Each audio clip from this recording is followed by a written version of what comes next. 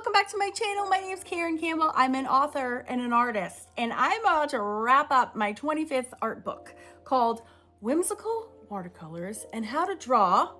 And this edition is Barnyard Besties. That's right, we have lots of fun and funky barnyard friends that I'm bringing to you how to draw and watercolor. And I thought it would be a super fun, I know, farmer. I thought it would be super duper fun if we did one of these together. You game? All right, it's gonna be a super cute little donkey. We're gonna use some unusual colors because this is whimsical watercolors. This isn't regular watercolors. You hear what I'm saying? Twisty ear Tom, he knows what you're talking about. All right, so get out your pencils for the drawing part and then get out some watercolors for the watercoloring part. If you want to do traditional colors, you can do boring brown, that's fine. I'll let it slide, but I'm going to be getting a little creative using some teal, I think, as well as some browns. So come and join me at your art area and we will make some fun together.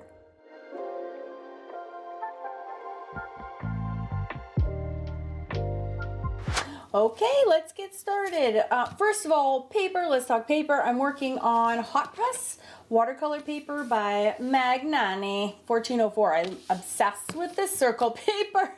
I have like a million lessons for different courses and clubs that I do on this circular paper. It's awesome. It comes in rough, hot press, and cold press. So I use hot press paper for all of my book illustrations for the entire Whimsical watercolor series, just FYI, and all this information is in the book as well, just in terms of what the different supplies are that I use. And then I'm going to be using Prima watercolors set. This is the tropical set, and these are the swatches, so you can see what they look like. The drawing is going to be based on this adorable graphic illustration that I purchased. And if you want to follow along with me today and grab not only this lesson, but also the references to this and a bunch of other YouTube videos that I have, you can grab it in my cheat sheet YouTube and reference Neat Suite, and I will have a link to that in the description below. There's also links to free lessons inside of all of my books as well. So just subscribe here on YouTube and you will be completely kept in the loop. So I'm going to do both of them because I think they would look absolutely adorable on my paper when they're done. So I'm going to start off. You have to kind of orient your little critters on your paper. I'm going to start off with the nose of the tilty guy, and I'm going to do it as an oval. Yeah, I have this weird obsession with recreating digital art with traditional materials. So anything I see that's done on a computer, I always want to see if I can try to do it with just pen and paper, pencil and paper. And it's nice because then I'm also supporting other artists by working in this way as well. So it is like a win-win. All right, and I have a reference sheet. My last two YouTube videos have all been about copyright and copying and how to make art your own and how to resources for artists, references. So again, I will link in the description box. I will link to those resources and those videos as well if you want to learn more. All right, so we have this little muzzle nose of our first guy, and then immediately I'm going to draw his two eyes, which look very perfect circles. Don't be afraid whatsoever to use a template. I use them all the time, but I'm just going to freehand today. So we have 2 eyeballs, and then he has this shape around his head that kind of makes up his head. So we're just going to circle around these eyes like so. And then again, almost like it looks like the number 8, doesn't it? Look, a super number 8.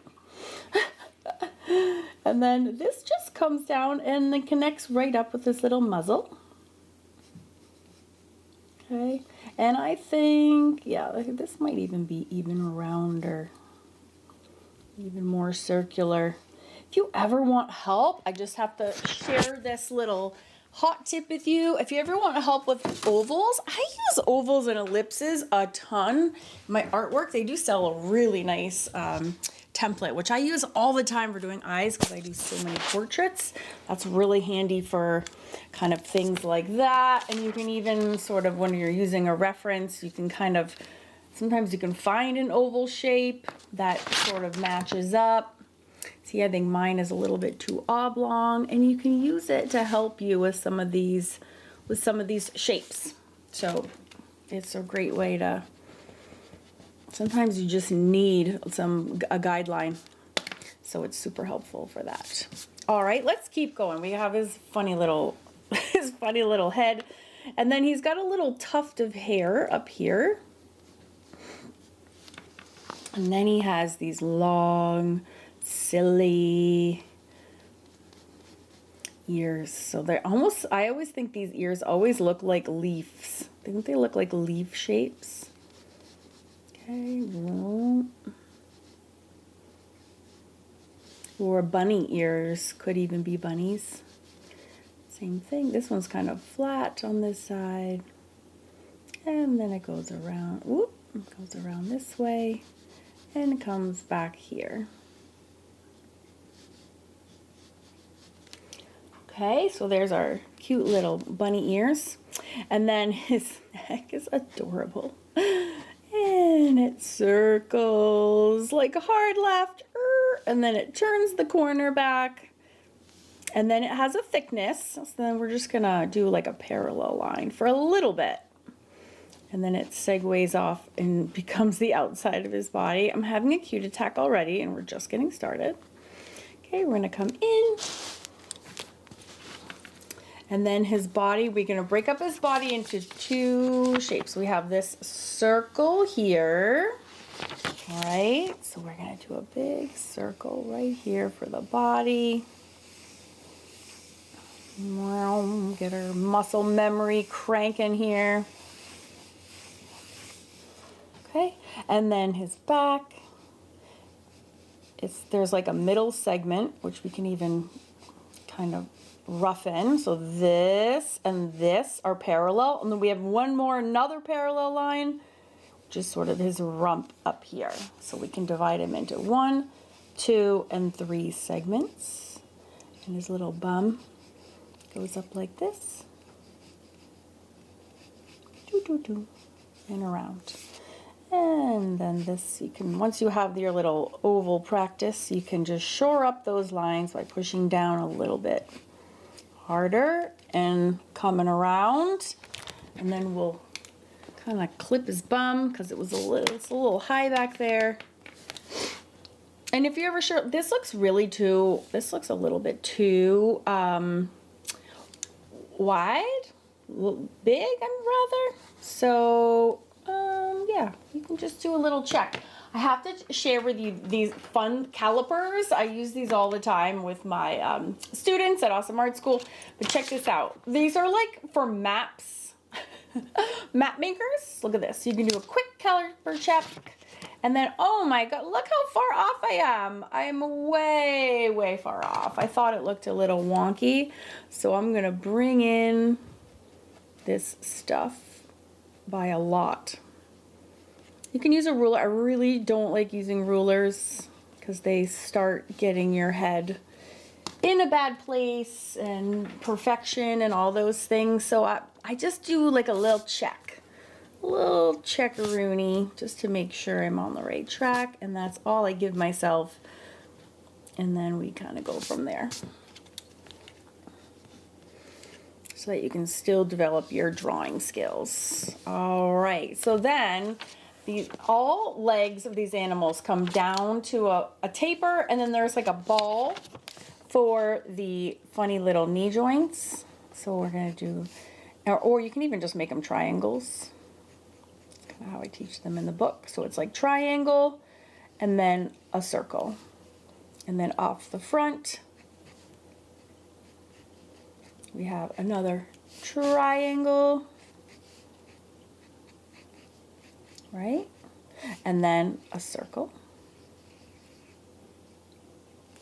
And then the same thing with the back legs. We have a triangle and then a circle. And then this one is triangle. And there's a kind of a hard line here as well. Triangle and a circle. Now I'm also just noticing, this is why it's really important and lovely to work with references, is that I can see that the back two legs are higher than the right two legs, so I'm going to drop these circles down. So I think they're too high. So now these are higher than these ones. Okay, and if you have to erase, welcome to everyone's life as an artist. That's okay. Just erase. Okay. So now we have all these triangles going this way to circles, and then it goes the other way. And it can kind of come out and out and out. Okay, so there's different ways, but I like the little whoop, that little taper out. And then they end in these great big, also adorable. There's like a little bit, it reminds me of socks. There's like a little sock bit, and then there's the kind of shoe, which is actually the, you know, the hoof. So they're curved, straight on the bottom, curved on the top. And this one is actually behind. This leg you can hardly even see. It should be closer over here,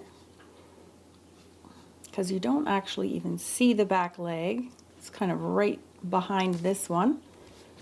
Again, if you need to erase, totally fine. Just erase it. No worries. My whole life is spent erasing. It's all good. And then this one is, that's fine. We have that's the sock, and then we have the hoof. Okay? And we will work on kind of smoothing out those steps in the next step. But first we got to do his little friend here too. There's two cute little donkeys. Oh, I erased his butt and then I put it back in. Go figure. All right, so this guy is going to be on the same floor line as this one. So we can even extendo our, whoop, wrong way. We can even extend our floor line. So this guy's going to fit right in this section.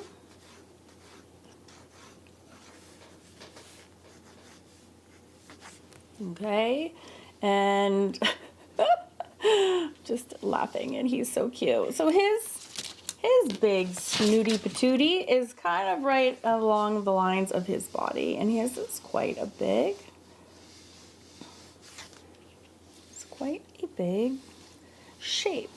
And I'm noticing that this guy, I have mine bent way over. It actually should be more like, it should be more like this, and I have them all the way over, but that's okay.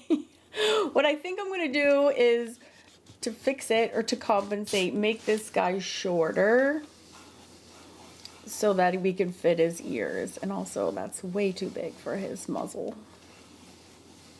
It's got to be a little smaller. I can use my calipers, but I'm always trying to super strengthen my observation skills. So I'm not even gonna, I'm just gonna eyeball it. But if you have the reference, you for sure can do some measuring or checks. And sometimes I will do, if I'm doing a face, I will do like 50 ovals before I decide we have a good one. And then same thing, we'll do the eyes next. So they're kind of on either side. So we have one, and we have two. Right, and then we can build his little face over it. Now the big factor for this guy is going to be putting his eyebrows on, and that's what gives him his adorable expression.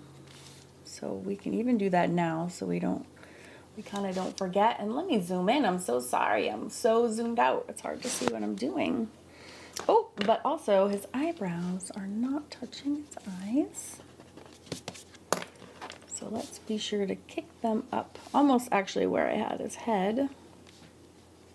And now we have his head area around that. Looks a bit monkey-like.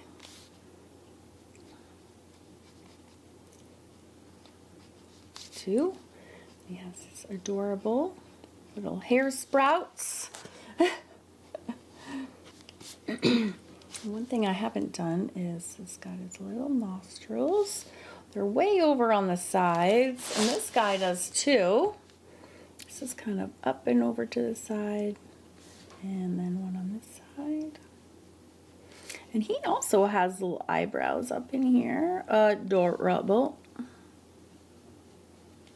And of course he's got his eyeballs are a little cross-eyed, which also makes him look a million times more adorable.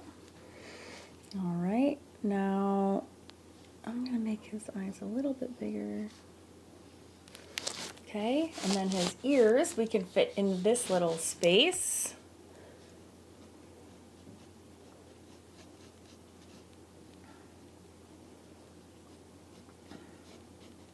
Which again looks always like a petal to me.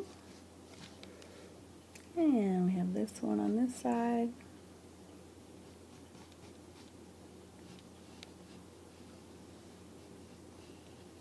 Little askew, adorable again.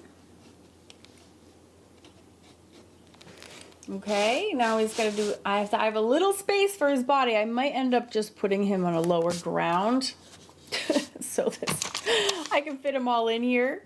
He's got his little neck, little neckaroony, and then his body.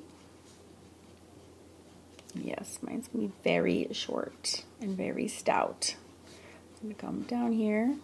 Okay, so this kind of jar shape, if you will. And then his little legs are right in front.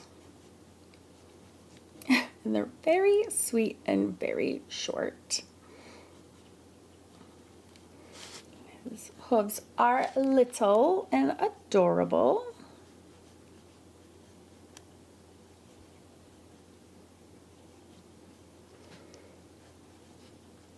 And then his little haunches on either side are gonna go whoop on either side.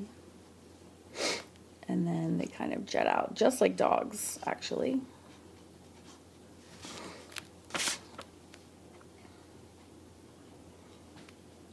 And of course, this is extra adorable because there's no way a donkey could ever sit like that. There's this little tail on the side. And his little eyes, of course, looking like this. And then so his ground is apparently in front of this back guy. But either way, it's adorable. And then what I can do is, you know, maybe have like a little tree or something up here to keep, to make up for this awkward space that I have over here because I did not line this up correctly at all. So no worries. All right, so before we fine line, this is where we go through and we just kind of clean up any areas that don't look exactly right. So this one should be this way. I don't want to like redraw everything because I'm totally fine when things don't match the reference. That just means I'm making it more of my own. So we're just going to, yeah, make sure things aren't like super wrong. And then what we do is our next stage is we're going to go and we're going to go over our pencil lines with fine liners. This is the exact process I teach in all the books, and I do think it's a really good one to follow. So that will be next. So it's super important because we're going to be using watercolors. It's really important to use a fine liner that is going to be waterproof. So if you're not sure, when in doubt, test it out. Do a little scribble on your watercolor paper. I'd like a separate sheet of scrap paper like this one. I just tested a new pen and I was like, oh, that is super water soluble. So make sure that you do some scribbles with your different kind of pens. So that was a gel pen. This is a fine liner. And make sure you do this test on watercolor paper because the worst thing that you can have is a surprise. Okay, that top gel pen was permanent. This bottom one is also permanent. So either of those would be fine. If I use this fine liner, okay, that just happened to be a green one. Okay, ooh, that smeared, so that is not waterproof. So I would not use that one at all for the outlines. So make sure you test out your pens, whatever you are gonna use to make your outlines. Okay, and meet me back here and we will outline our little groovy guys together. All right, before I switch gears, so I always do the drawing part with my mechanical pencils, okay? So you don't have to stop to sharpen, you get a nice, clean, crisp, fine line.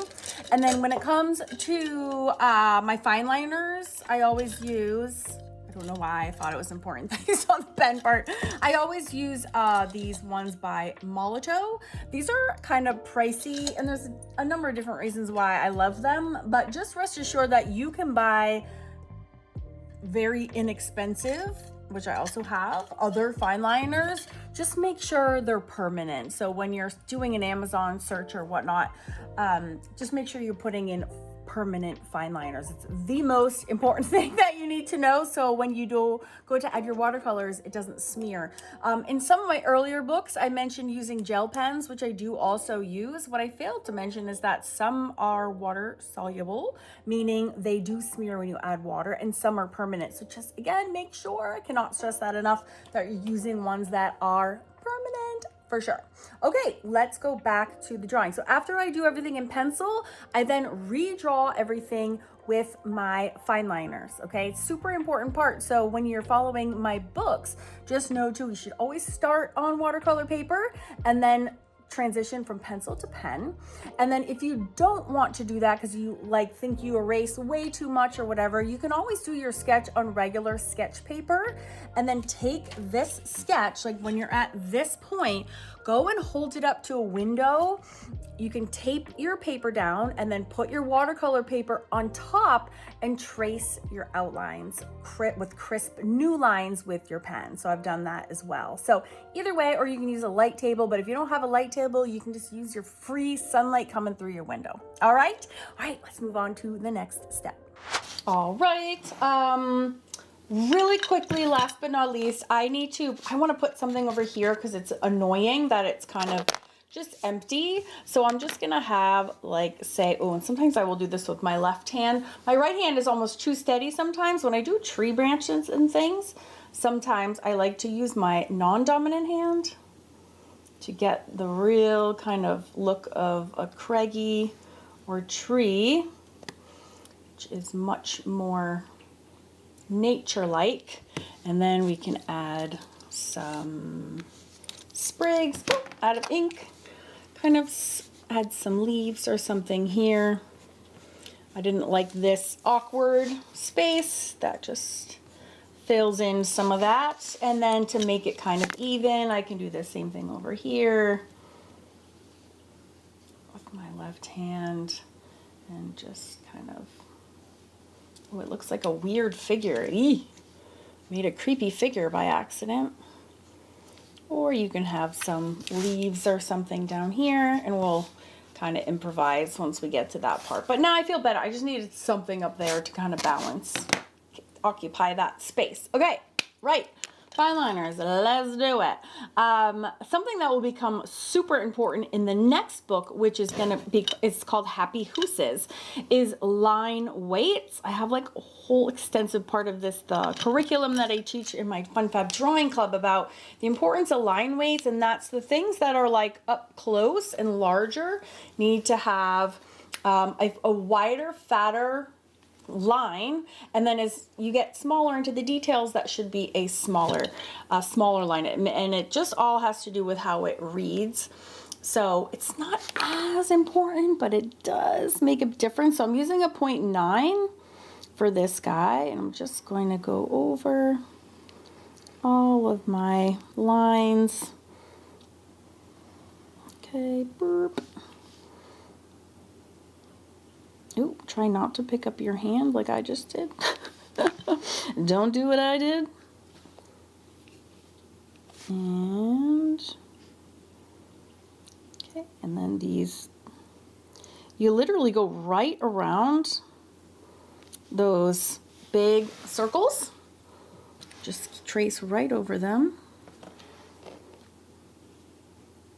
I know it feels weird, but that is really what they look like. And then for the socks part, I'm just making them a little like squidgy. You get like a little squidgy. It's literally like socks. It's so funny.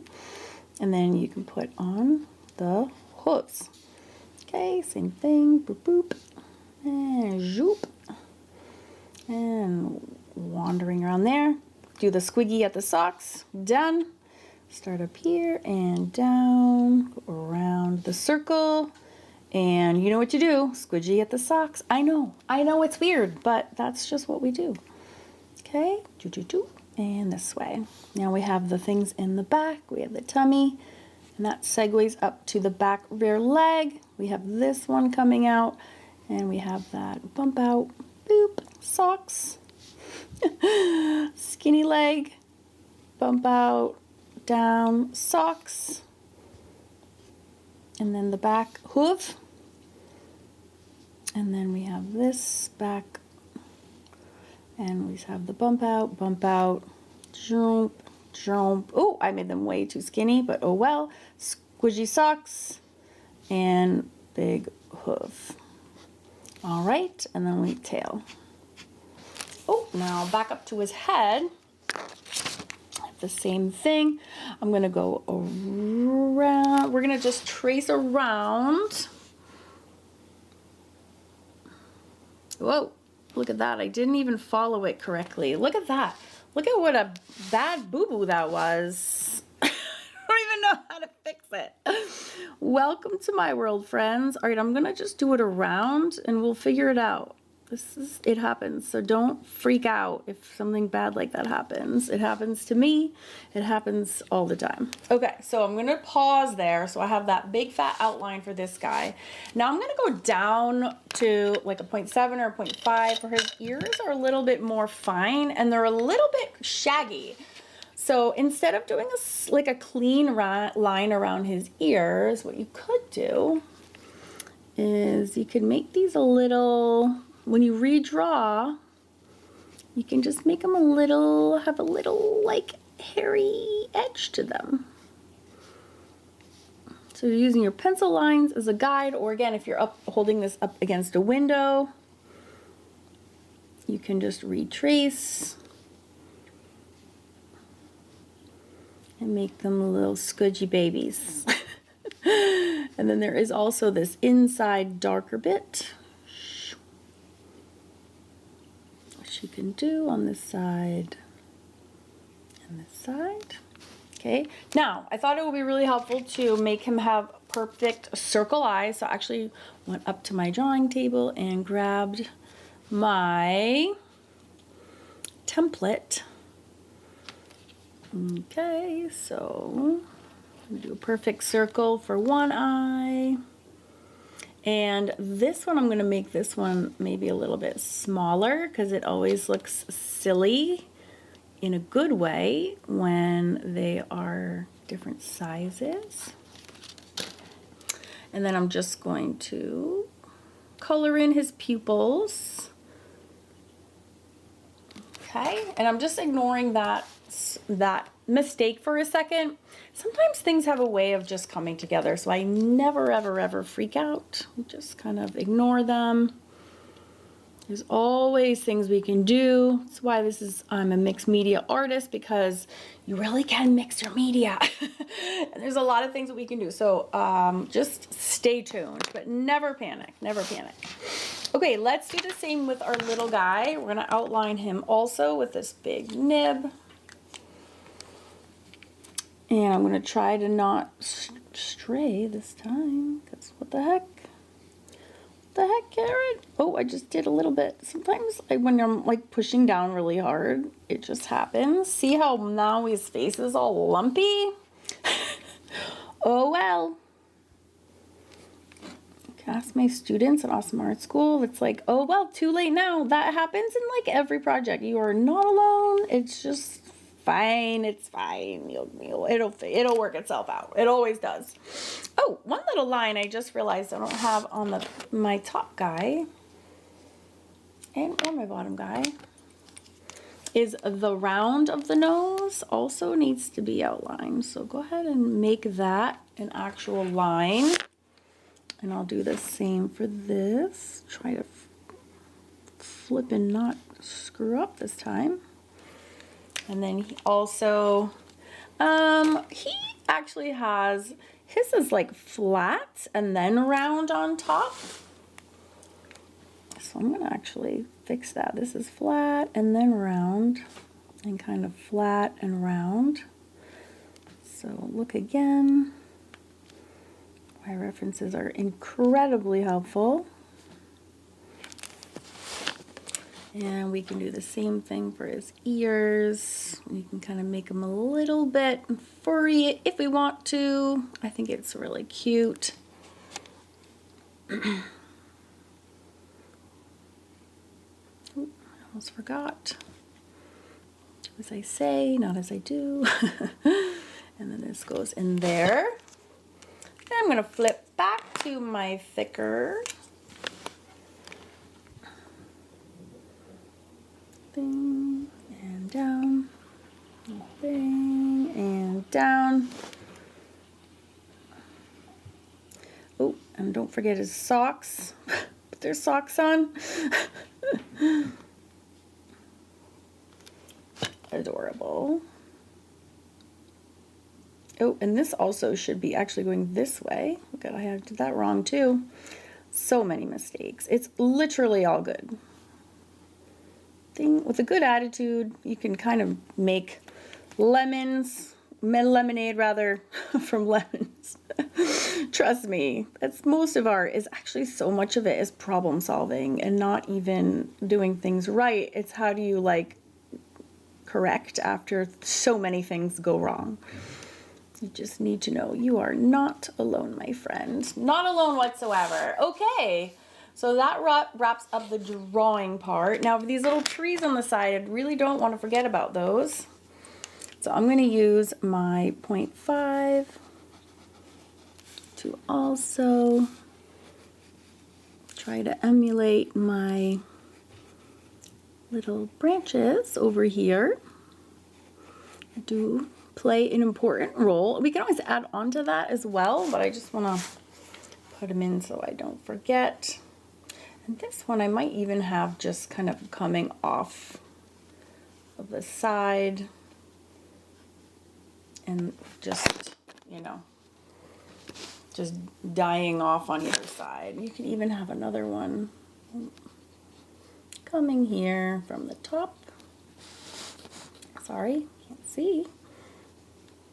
So we just have these little wisps, little greenery to kind of fill in any awkward blank spaces. I'm not even tracing over my pencils correctly. And then the next step is to erase all of your pencil. So watercolors and pencils are really funny. They actually, when you put watercolor over pencil, it like locks them in. and you won't be able to erase afterwards. It's very weird, actually. So it's really good to get rid of all your pencil lines now, so you don't accidentally lock in. I'm really sad that his face isn't all roundy and cute like it should be because I screwed up on both of them. But you know what? I'll show you. Everything always kind of tends to just work out. It's okay. We wouldn't get any art done if we didn't just keep forging ahead. We would just spend our whole lives being upset and not getting anywhere. So my advice is just move on. It's fine. You're fine. Okay, exciting. This is the most exciting part. We are switching gears from drawing to painting. So we're gonna get all of our supplies ready. So for all of the first 4 books in the watercolor series, I'm using my Prima watercolor sets. I'm just gonna give you a little shot into my studio. This whole cabinet is all watercolors, and this drawer is where I keep all my Prima sets. And there's a whole bunch of different ones. And what I like about using sets is a whole bunch, and you'll see them all in the books, is that like the colors are chosen and mixed by the company so that they all go really well together. So it makes watercolor, so easy because you don't have to mix anything. You can just grab and go. And you'll see in the books too, you can see my actual swatches, which are from this actual book. These are the swatches that I'm using.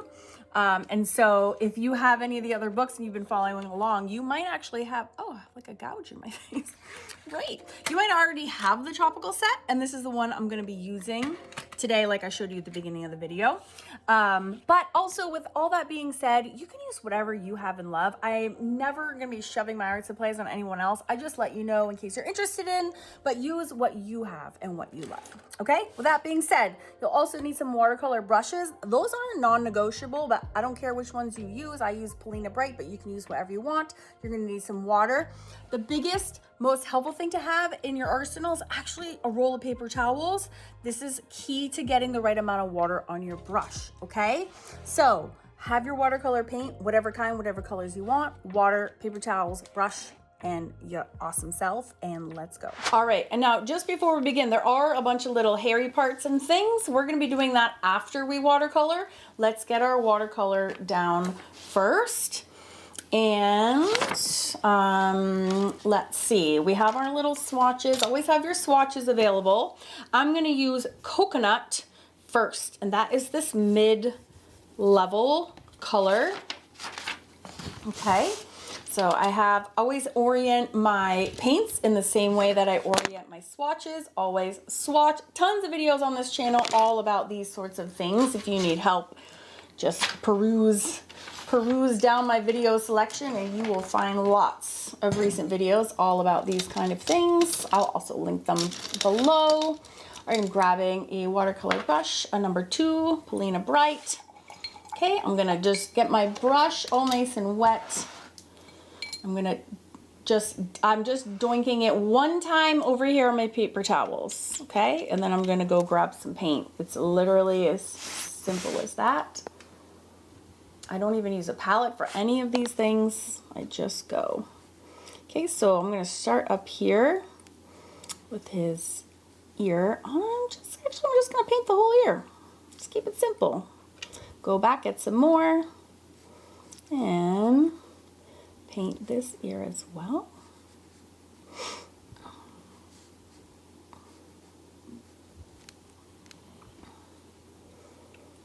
I am thinking about this stupid line. I don't think there's anything I can actually do about it, so I'm just gonna ignore it for right now.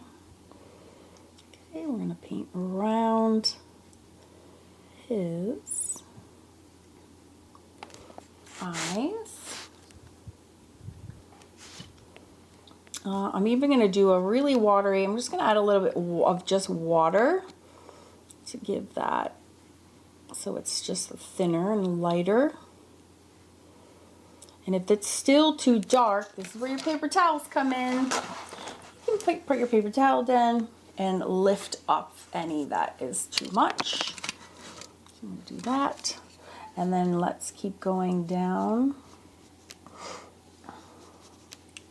his body. More water, more paint.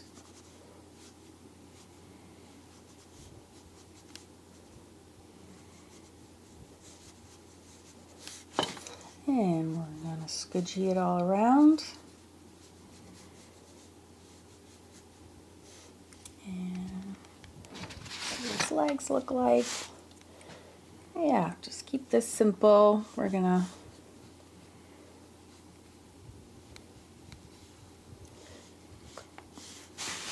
cover up, color in rather, not color up. I guess it's coloring up. Let's color up his legs. Just keep this really simple and get everything matching. You can even do his hooves. Just do everything. So we're all on the same page. Even though these colors will be changing, at least we know the base coats are all synced up.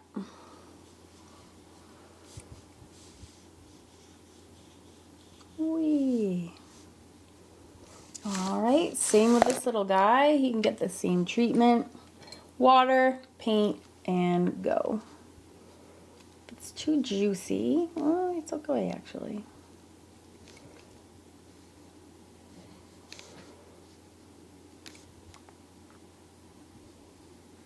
Definitely has like Eeyore vibes. Oh, we didn't even put in our top guy's eyebrows yet, but we will, don't worry. And then this, I think is gonna be, that's too concentrated, so I'm just gonna add just water and squidgy that little bit around on his big old muzzly face. Okay, a touch more watercolor. And just like the big guy, we're just gonna literally smoosh this all around. Except I'm gonna leave his chest area super light.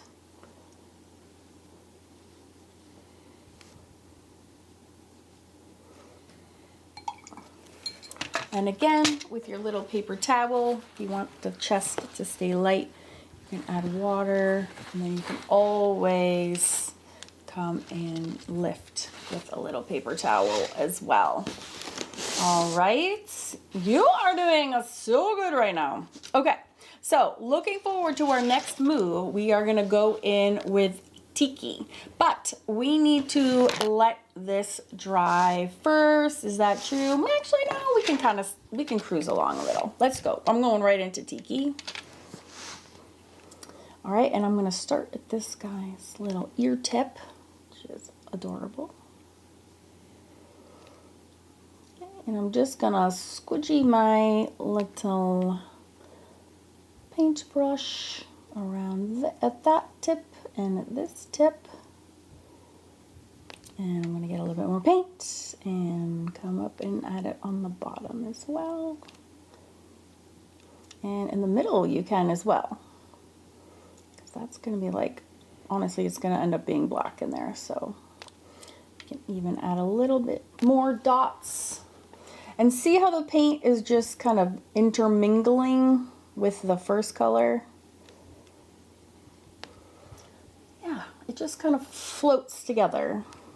And then I'm gonna do the same thing here. So if it was dry already, that's fine, it would just sit on top. And if it's wet, then it flows together, but either way, I think we're okay. Just squidging this around, mistakes and all. Okay, and we see them there. I'm gonna just hop over and do this guy's ears and face at the same time, starting at his tips. Oop. And going around. Now I have a little bit too much juice, or water really. I'm nicknaming my water juice for some reason. And if it is, just give it a little touch onto the paper towel. This guy's ears are a lot darker actually. So, oh, actually I need the brown for his face as well. Whoop. on the right hand side of his ear. There's a little bit of a highlight there. So before I go any further, you can actually use your brush like a sponge and like use a wet sponge and kind of lap up some color, but you can also, once again, use your paper towel and a lift. I just recently published a whole video on like 20 ways to fix watercolor mistakes. There actually are a ton. Watercolor gets a really bad rap for not being like forgiving and flexible and all this stuff, but actually you actually can do a lot of things to make things better. All right, I'm gonna put brown into the rest of his little face as well. Boop. Just a little brown on my brush. Boop, boop. And get that all everywhere. One of the things that makes him so cute is having the around his face part being darker than his muzzly bit part. So don't be afraid to add color there. It's kind of juicy, but I'm just gonna let it dry. Okay, now we can go back down into their bodies. And this is a little bit light over here, so I'm just leaving that color free. Now we're gonna start using that same brown and we're gonna put it onto their bodies. So for this guy, we're gonna go back to our lefty guy. He has this color, it's really coming down his neck. And it's a little bit more heavy on his neck because that's where there's a shading, which is super normal, whether you're doing a human or a donkey. There's always shading on the neck. And one thing that's really cool to notice is that there's this directionality as well. So I'm going to kind of do some sideways strokes on his neck. Not just this way, but this way. Just to remind myself, we'll be doing some more with that as well. And then I'm going to use that brown and put it along this left side as well.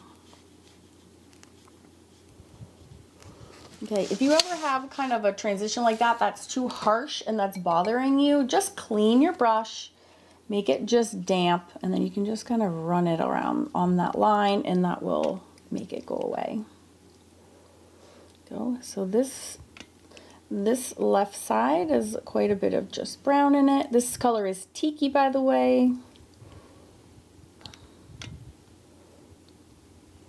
And we're gonna go down the hoofinator pretty much all the way to the bottom. Sorry, just cut you off there. Okay, add more brown. We're gonna do the left side of this leg and hoof as well.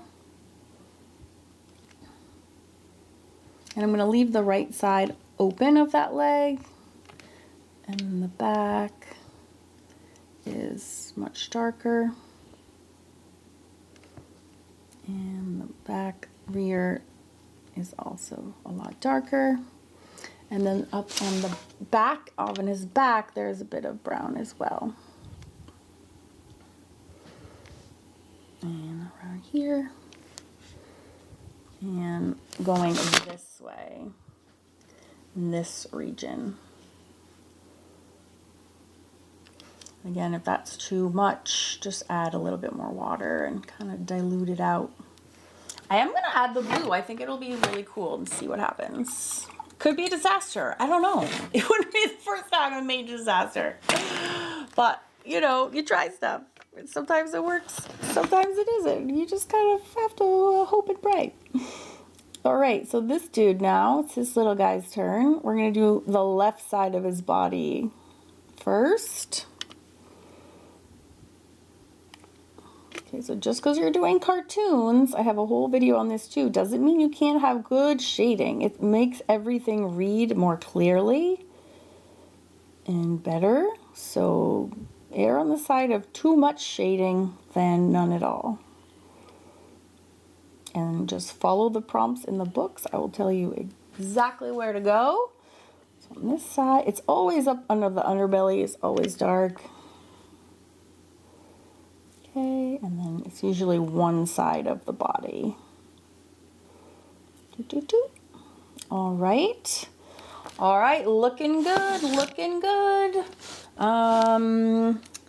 So what I'm gonna do now is I'm gonna dry all of this really well. I just keep a little hair dryer next to me. I'm gonna dry this all right now and come back and we'll continue. Okay, now we're gonna do another coat of brown. Now that it's dry, the top coat can sit on top. Another thing I forgot is actually these little branches on the sides. I'm going to do that as well. I will put the full supply list in with the reference in the YouTube cheat sheet and reference neat suite. I'll put this all together. A little course.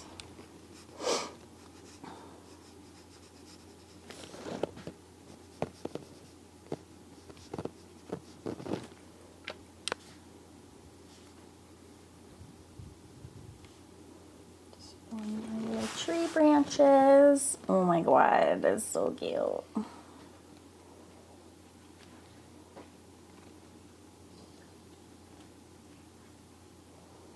Whee!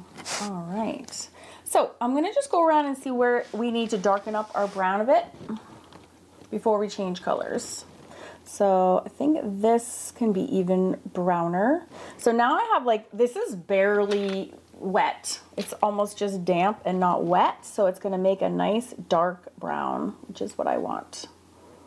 Okay, so we're gonna darken it there and there.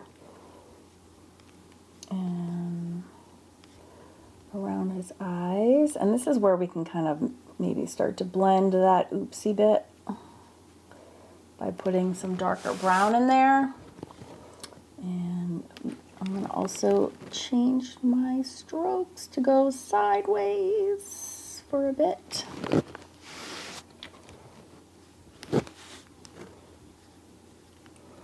And down here, once again, just touching it into the brown to get more of that directionality going. Brown. I need to darken up this left side. Ooh, not dark enough. Give me more. Come on.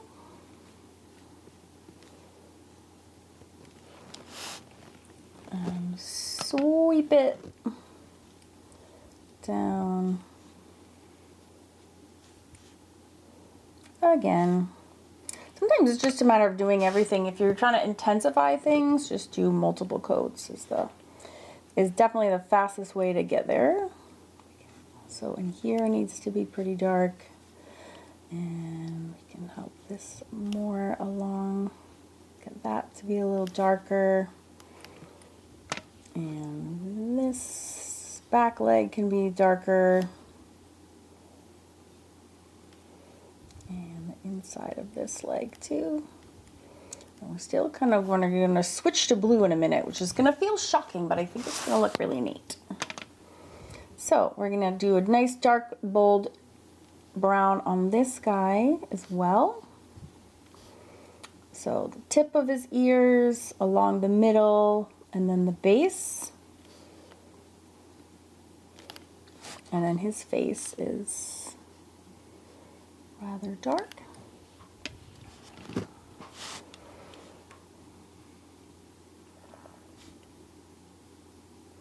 And wait till we do the graphite. That's the most coolest part that makes the biggest impact at the end, which is going to really bring everything together.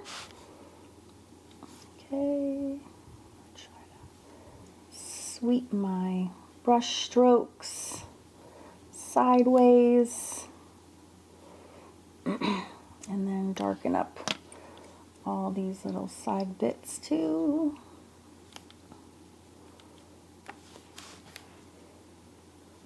And you can see when you start having like light and medium and dark in the same project, it really starts to look like super cool. I just washed my brush And I'm just gonna run it on that side because it was looking a little choppy. And that just helps kind of blend it together a little bit better. All right, amazing. All right, now we're ready to like go crazy. We're going rogue. We are gonna try to see if we can capture this look. So it's like this, like either sunlight or moonlight or something is shining here that's creating that light. So we're going to use our tropical colors to see if we can recreate that. So we can either do like ocean first and then island, or island and then ocean. I think we're going to start with island, and then we can like tame it down with the ocean. No rules, my friends, just fun. Let's do it. Oh, and I just realized this whole time, oh, my thing was upside down. Okay, so island, here we go. Again, I'm just going straight in here. And I'm gonna start up around his eye. Ooh, my brush was way too juicy, so I just wiped it off on my paper towels really quickly. So it's basically everything on the right, but there's also a little bit in his ears. Just sweeping it right on there. And there is a little faintest bit on his nose. So I'm literally gonna just put it on there. I'm not scared. Okay, so now it's on his face. Gonna go back and get some more. And this side is gonna really go right down onto the right. This one, let's just have it kind of fade up under there. And we are going to, does this feel crazy? You've got this. It does feel a little crazy to paint him just baldly green all of a sudden. But we got this. We're doing it together. All right, so we're gonna go all the way down this leg. It's literally this whole side of his body. All right, my brush was way too juicy, so I just, again, just touched it on my paper towel to get rid of that excess. And then it's all the way down on the right side of this leg. Whee, so freeing. And it's on the inside of this front leg as well. I know, it feels crazy. I know, we got this. You're not alone. I'm being crazy right along with you, I promise. All right, so now we got this one to do. So boop, back in the island again. We are going to brush it along his ears. I didn't even stay in the lines because I'm slap dashing this on. And then on the right side, we're gonna do a sweep on the right, even the right side of his face. Okay, whee! Going straight down his face. And then we're gonna do the right side of his whole body, and then the right side of that leg as well. Also depends on what color your printer is. I teach all the time with my friend Lucy, and our color printers like are completely different. So our end results look different as well, but it's more amusing than anything else. But just know if your colors are a little bit different, it's nothing to worry about. Okay, now this contrast is a bit much. So I just washed my brush, I dried it on the paper towel, so now it's just damp. And I'm just gonna squidgy along that mark to kind of loosen it up so it's not as like such a stark contrast. I'm doing the same thing here. I'm just squidgying along that line to try to just blend it a little bit better. It is a little crazy, I'm not gonna lie. All right, now I'm just gonna take a little bit of this ocean blue, and I'm just gonna make a little watery mix. Where's my blue? Here. And if you wanted to make it a little bit more of a blue shade, You can just add a little bit of blue. You can also just leave it green. It's the same effect actually either way. So whatever floats your boat. But I'm gonna add a little blue. A little blue.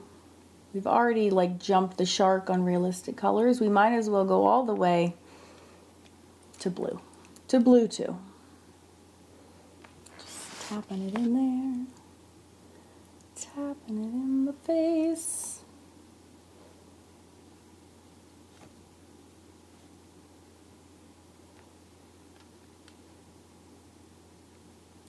So cute. All right. I've literally gone out of the boundaries on both of their legs. So while this is still wet, I'm going to just use some paper towels and kind of lift those. These are looking so good. They're looking really good. While these are still wet, I'm going to take a little bit of a smaller brush and I'm just going to tag my little leaves in with green. Find a smaller brush. And oh, that parrot is so pretty. But you could use the palms green too. Just something green would be cute.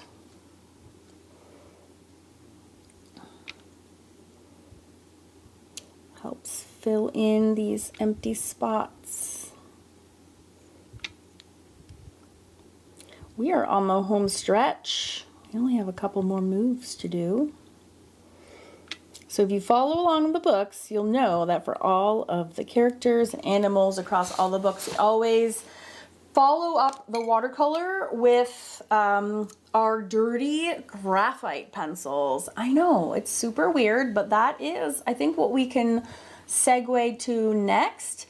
You can always go back and darken up more with the watercolors, but I'm gonna move on. So, but in order to move on to the next step, we need to dry this first. So make sure we're gonna dry all of this first, and then I'll just talk to you for 2 seconds about the graphite, and then we will go and do the next step together. Okay, so on to the graphite portion. I use this step in everything. It's awesome, and it works so well with watercolors. You can also do it with other mediums, but it's awesome. So I use a Blackwing pencil. You'll see this in all of my books as well. It's just a soft pencil. You don't need to buy a Blackwing. It's like a very bougie, unnecessary art supply. But what you do need is a soft graphite pencil. So if you have like a pencil set, you want to be looking for, you can't read that, a 6B or higher. So this is a pencil set I have. Okay, and so you want, usually they come with everything from H's. Okay, so H is hard, it's a hard leg. So those are not what you want because those are really hard, and so you get a very light mark. So what you do want is a very high number B. So B stands for black or bold, and you want a high number of that. So this is like a 10B, that would be perfect. So I would say minimum 4, but 4, 6, 8, 10 B. Yes, yes, yes, yes, and yes, okay? And then to go with that, and this is even more important than your soft graphite pencil, is a blending stump. And you don't want a clean blending stump. You want the dirtiest blending stump that you can find, okay? You want it dirty. Doesn't work if it's not dirty. So people are like, how do I clean my blending stump? It's dirty. I'm like, that's useless. So get it dirty, use it dirty, keep it dirty, and I'm gonna show you how to use it right now. Okay, so now is the dirtying up time. So there's a whole lot of areas that can get way darker. So you can do that all with watercolor, but I'm lazy and I'm a multimedia artist. So I like switching gears. I also get bored easily. So what I like to do, plus it's a farm animal, is take my soft pencil and we are going to scribble all the way up this guy's neck. Okay, all the way on the inside, a lot of places. This is where everywhere that it's super dark, you can do this move. Okay, so we're gonna do under here. It also super helps to like blend in all these areas. Okay, we're also gonna do his hoof. And I'm like, you know, super like messy scribbling. as you can see, hopefully. All right, I'm like messy, super messy scribble. Remember socks, let's do our socks. Wherever it's like shaded on our reference, we can add a little scribble town. Now there's some really messy bits under here. I'll show you how we can clean those up too. We have a couple different tricks that we can do. But this is gonna be all really dark. Those socks are dark. Those little hooves are dark. Right? And even here. Okay. And here. Definitely on his neck. Now there are a lot of lines and things in there too. We'll get those as well, but first things first. Okay, we're gonna get this. And a line that is missing from him that he needs is he needs his little eyebrows in here. They are definitely MIA. So they're gonna come in on this side, and then this guy goes on this side. I'm still just ignoring that line because there's just nothing I can do, except there is a little line here that we can put in. And that might help a little bit. Maybe just distract our eyes.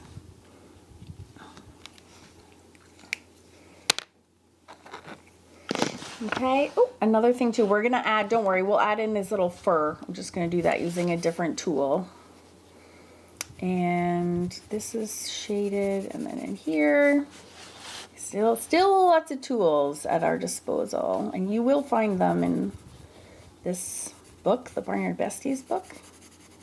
But I wanted to, for sure, at least have one full video so you could see how to put all of these into use.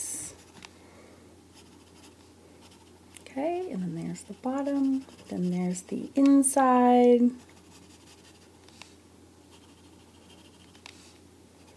And the base of this ear, and even the in-between. I mean, I do this extensively with pretty much every book so far. And under his neck. And then after we get the shading done is when we'll do like the fine details and everything. Now what's cool about the graphite too is you're not locked in after it. You can still watercolor on top of the graphite if you need to, which is cool as well. So you're not like switching gears to the point where you can't still go back and do anything. Just scribble scrabble your way to all the places that are dark. And this is especially effective looking for like scrubby barnyard animals who are messy. Anyways. Okay, so now once you have everything scribble scrabbled, even if you didn't blend it, it even looks better and more dimensional. You could also use this in the trees. Some scribble scrabble. Ooh, I should put that green on the trees. That would be really cool as well. But you can scribble scrabble this everywhere. All right, now is where you need your dirty blending stumps, and you can get them in different sizes. So for small areas, you can use a small blending stump. For large areas, you can use a large one. So I'm going to start with the tips, and all you do is scribble scrabble over your scribble scrabbled graphite. That's it. You're just blending it. Okay. And I don't use it like this, use it like this. So it's like sideways on your paper. Almost like laying flat. Okay. Ooh, I can't wait, he's coming along. A little nuance here is it always should also be used to cover up a lot of the whites of the eyes. Okay. That makes it look more dimensional as well. It also helps like with some of these abrupt color changes.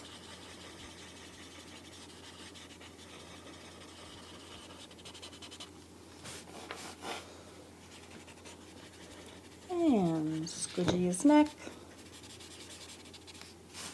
more on the left side than on the right. It's also cool because like I just went out of the lines. Well, that's okay, then just erase it back. So you don't need to worry about going out of the lines because it's just pencil. Zoom out a little too close. Okay, you can even like pull it to get that texture. Pull it sideways. Fancy. And just mashing it and squishing it. Get our socks. Get our hoof socks. And hoof socks.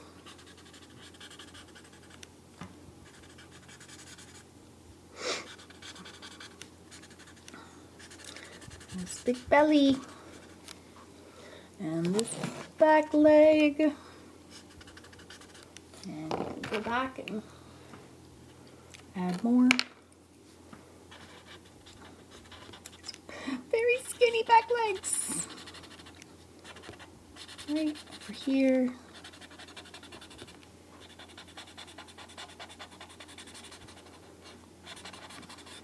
And it's like a soft and easy way to make a lot of very effective shading. Get this guy going. Is it getting a double for one lesson? I just couldn't leave the other one out. He was like, no, I want to play too.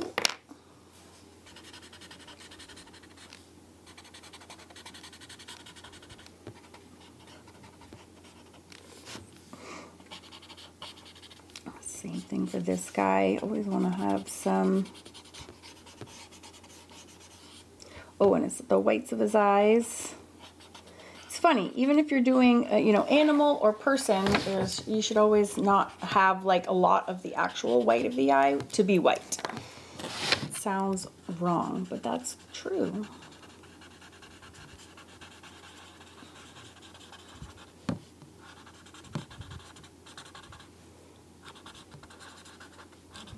And then this in here. All right, so after we get all this wonderful blending finished, we are going to switch tools again for some of our details. Okay, and the first tool we are going to go work with is the Pocket Patel brush pen, which is like my favorite tool of all time and all history. So I'm going to just talk a little bit about that before we go ahead. Okay, this is the Pocket Pentel brush pen, and I'm obsessed.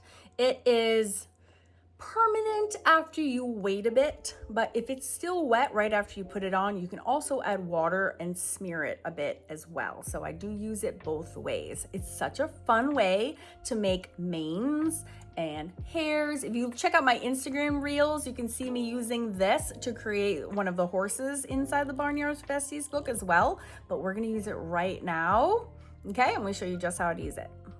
All right, here's our Pocket Pentel brush pen. It's my favorite. So anytime I have like a big bushy anything to make, I grab this. That's black, obviously. Okay, and so it's a great way to fill in large spaces really quickly. And it has an actual bristled brush. So like this, these are bristles, like hair bristles, like, you know, this bristle. They're not just like a normal nib that you would see in like a pen nib.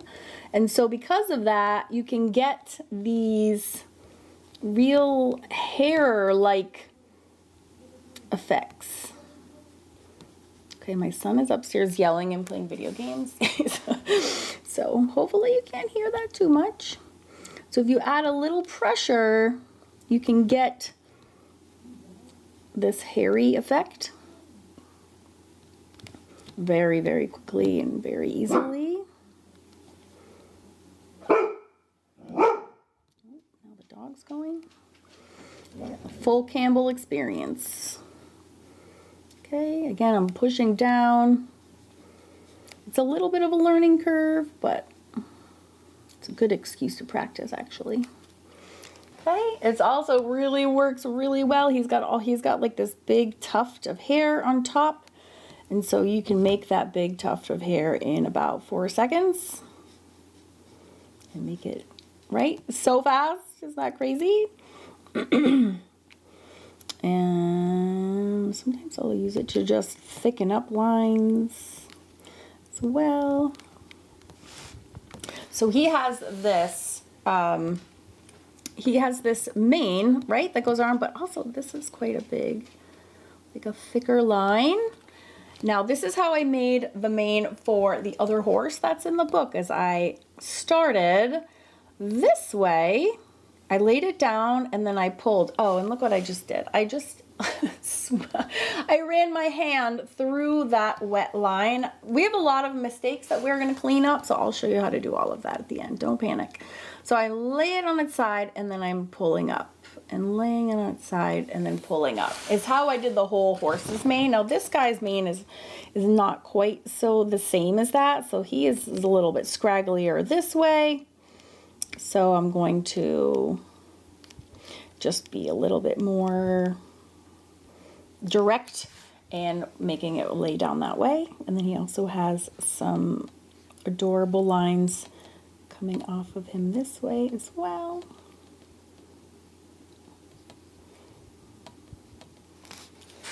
And he's got these little pokey hairs really coming off, whoop,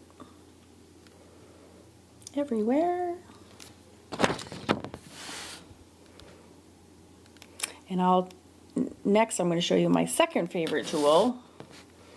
And this is also like, this area in here is quite, I was going to say loudly outlined. That's totally the wrong word. Has some finer lines than this heavy duty one, but this can definitely be used for these really dark, almost black areas back here for sure. And then we'll pivot to one that's a little less scary than this one. But this would be good for like his hooves. And right where there's actually black, kind of outline them.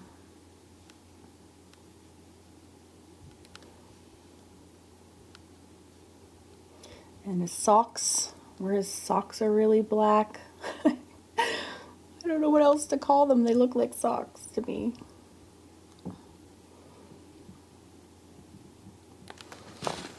And see how it's like, it's a little abrupt with the color change. So while it's still wet, you could even just, you can move it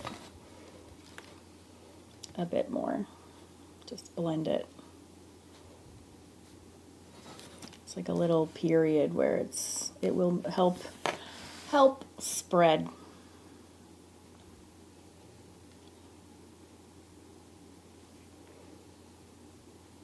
And then it will become permanent eventually. So let's do our little guy over here. I've made a right mess of my paper. All right, little guy. We gotta name them. Let me know what their names should be. I love your name suggestions, and I've used them. I always poll everyone on Instagram and Facebook, and that's where I've gotten the names for almost all of our characters. Anyone that I have a little video for, which is a lot of them. All right, so he has his hair as well. Doop, doop, doop.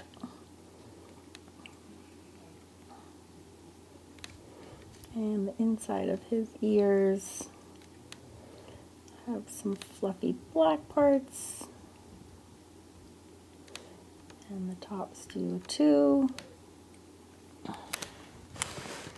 And you can also, you want to make his face more heavily outlined. That's another quick way to do that. And his is very dark in here, so we could use this for this too.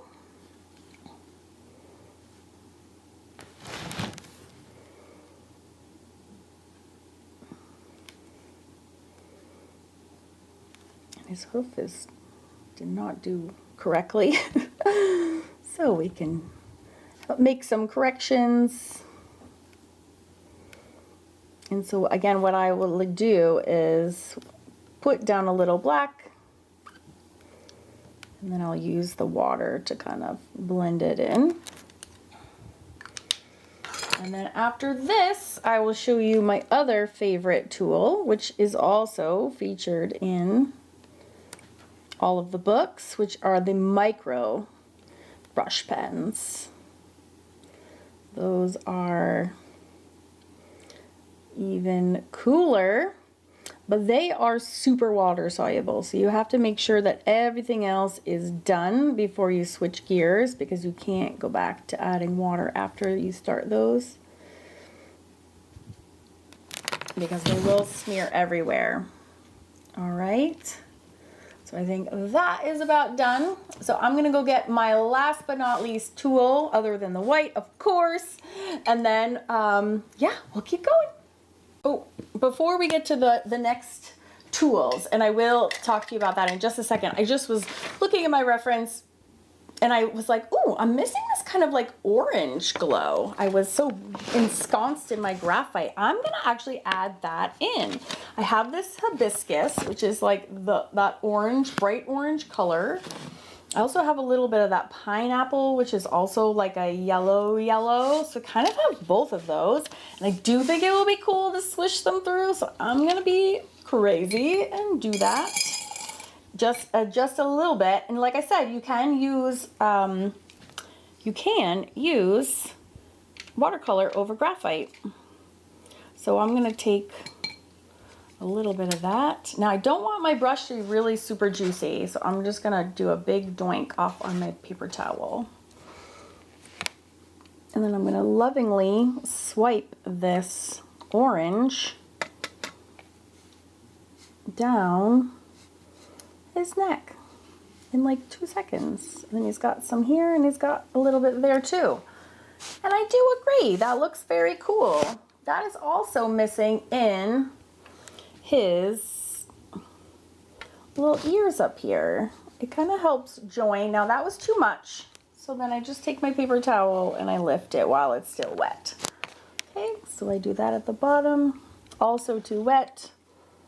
Take my paper towel. Oops, I went on the lines. I'm doing that a lot in this project. And you can just tap it back. This guy gets some too. He gets some on this ear and on this ear. He also has some over here. This is why also working with a reference really makes you hone your observational skills. It's like, oh, I see that color. Like, how I know I got to put that in. So helpful. All right, and then this one, I put it too far in the middle, so I'm gonna lift that off. It really needs to go here, and also here, and also even right there. And yeah, I feel better having that little swish of like a really warm color. I'm gonna sneak some over here, don't tell. It does, oh, that was shocking. That was too much. Having that little swish of color, yeah, I feel better. I do. I feel, that was awesome. Feel invigorated. Okay, cool. So now we can talk about the next tool, which is the little micro sign brush. I totally lied. I'm gonna do another swish. I really like that. Okay. I really like that. Bit of red makes such a big difference. Okay, cool. I'm gonna dry this and then we'll talk about the last brush. Okay, these are called micro sign brushes and I'm obsessed. I have 2 sets in here. These are teeny tiny bristles, which I'll show you in a second. I have a whole video on like the art of all what these are and how they're used. And we are gonna use these right now to make all that sketchy sketch look effect. We're gonna like muddy them up a little bit more, draw some like loose sketchy lines, which is gonna like transform this to the next level, but in like an easy, cool way. I'm so excited. Okay, let's go. All right, so don't forget, I told you before that these are water soluble. That's why I had to do that last swipe of the red, the orange color, which was hibiscus, by the way. And then after you swipe, we get out because this has to be totally dry because these can reactivate. Also forgot to blend my messy graphite in my twigs. No. Okay. So these come in 12 colors. So I'm going to use the brown one, and I think maybe the ochre one. We could also grab the black. We could also even grab like the blue for some of this stuff. Might as well. There's like a dark blue. It's not every color that you've ever needed, but it's definitely enough for all the things I've ever needed this stuff for. Okay. So here is a brown. So we could use the brown, for example, to like, if we wanted to make more little, say we wanted little hairs up here, we could use that in a little brown and see how skinny weeny that is, but also bristles made up of actual hairs.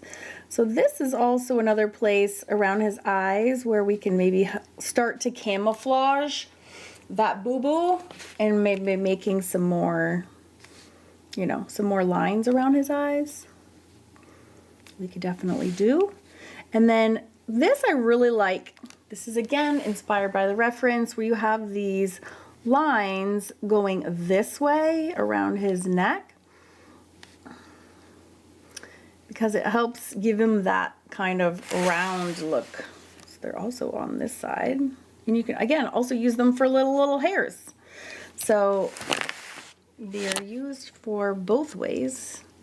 Also a little learning curve because the more pressure you put on them, the fatter the line. So it takes a little bit of practice to get used to them. But there's all these lines on this drawing. It's digital drawing.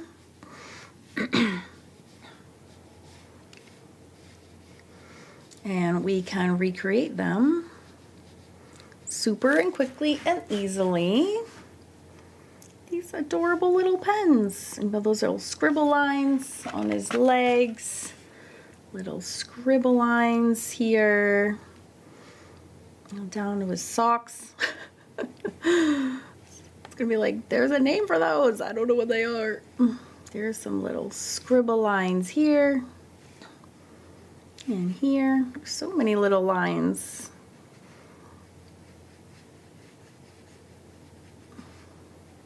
Scribble, scribble, scribble. The cow in the book, one of the cows, Miss Messy, is made with this similar technique, which is you literally just like scribble in. It's fun to try on all these different styles and experiment and see how it looks. But now he looks like a proper dirty, dingy little guy. We can do it on his side as well. Kind of make more eye circles.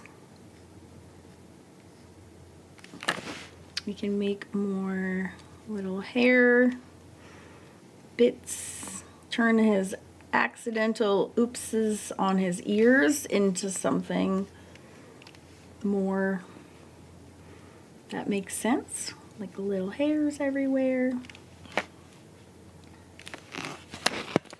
And he's got these same funny little illustrative marks, and we can do that too. It's like literally scribbling, scribble, scribble, but with the cool like highlights from that other colors and the sun. Yeah, we've definitely done a good job in recreating these guys. Should probably switch to like a green, but I'm not gonna, because they're a mess. They're donkeys. They're supposed to be, you know, he even has some in his little face.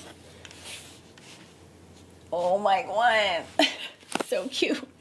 These are great for the little tree trunks. You can put some little squiggles in here too. Like literally just squiggling my hand. Squiggle, squiggle. Squiggle, squiggle. Till we get all the way down to the ground. And we need the ground desperately so that they're not just floating in space. Okay, so we will take, I'm gonna start, I think we can do a blend. I'm gonna start with the green that's the same green as is on our trees so that that kind of ties them together.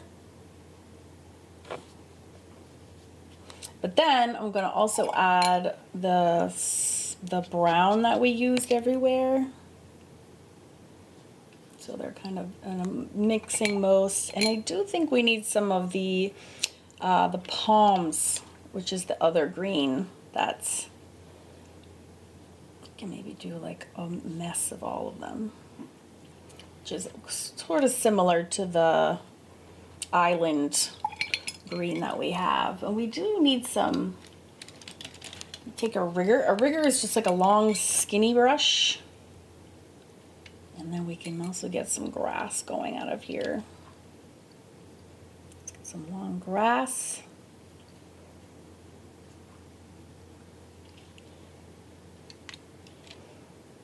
Everywhere.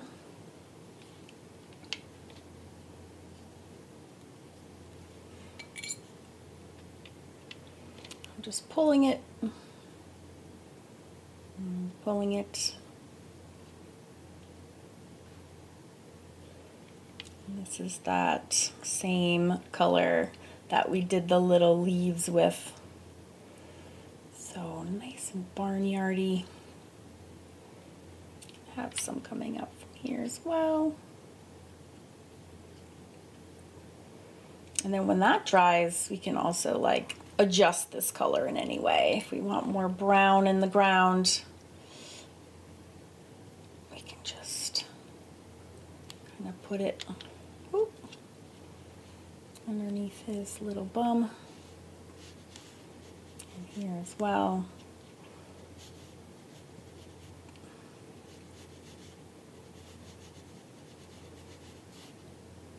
So I hope you learned so much. I hope it helps you with all of the different renditions that you're doing from these books. If you want to share them with me, I would freaking love to see them. I have a Facebook group. Come and join. The link will be in the description box as well. I also have huge giveaways every month, and you can enter them. And all you have to do to enter them is to use, if you're like doing any of the book things from any of the books, just use the hashtag Karen's Books, and that automatically enters you to win. Yeah, you can also use Karen's YouTube if you're doing this one, because this was on YouTube today. You can use Karen's YouTube, and that will also enter you in to win a prize. And I have really, really good prizes. I've been running this giveaway for years and years. It's not affiliated with Meta in any way. It's me, myself, and I giving you lots of fun treats to say thank you so much for sharing and being in my world.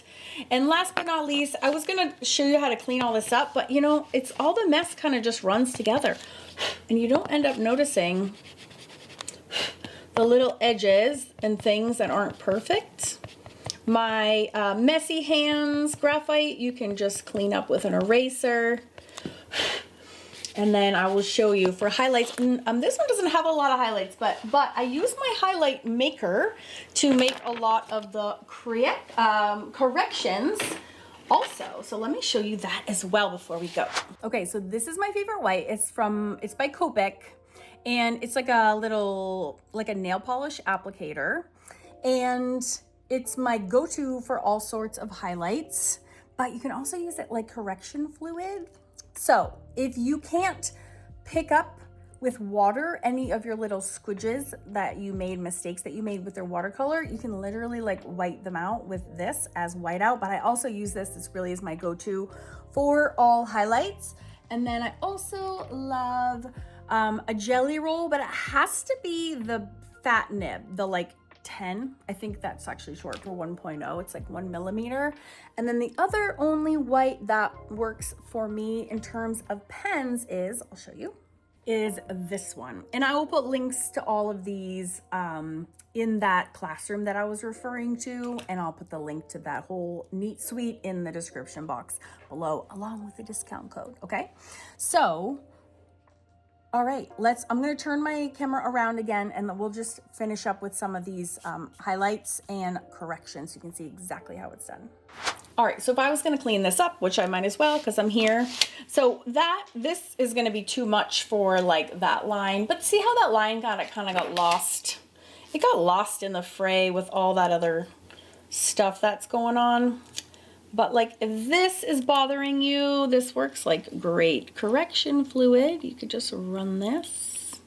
Just be careful applying it because sometimes it drips up at the end, but you can absolutely clean that up with this very nicely. Okay, you could also use, this is, like I said, this is my go-to for highlights as well. This guy doesn't really have many highlights, but we could do a dot in the eye. That always adds a little extra life. Same thing to this guy. Right here and right here. If you wanted to give a highlight, you can go crazy. Trust me. I've had many projects in which I do go crazy. You can add highlights in this, like in the right side area, which is the area that we've already been kind of working to highlight. You can go really crazy with this.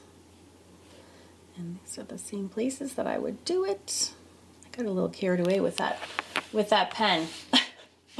I'm not gonna lie, I was fully in the zone and I got really swept away in that whole process of making extra lines. But you can come in here and let's highlight the socks. Come in here. So this is my favorite tool. Just keep wiping that drip off because it will get ya. Come on here. Even do the bum, do the side here. If I'm going really crazy, which I am for this demonstration, I'm giving you all the highlights. You could also go here, right? Shoop. And you might as well stick some in here as well, and here as well. So that way they all match. So everything on the right has the highlight and everything on the far side is darker. So I hope you have enjoyed this full class real-time demonstration of, oh my gosh, I forgot his tail. No. Of how to make our donkey duo, which is the techniques that I teach in the books, but specifically the Barnyard Besties. So let me know in the comments, like, what was your biggest takeaway? Don't forget to come and join my Facebook group where you can share your final piece. I'm dying to see, and use the hashtag Karen's Art Books or Karen's YouTube to be entered to win. And I hope you enjoy all the books. You can look forward to the whole series and everything. They're all on Amazon's worldwide. Thank you so much for your support in purchasing my books. And then last but not least, check out these videos, which are specifically about like getting the right ratio in your water. And over this one is more uses for that little brush pen that I was referencing earlier.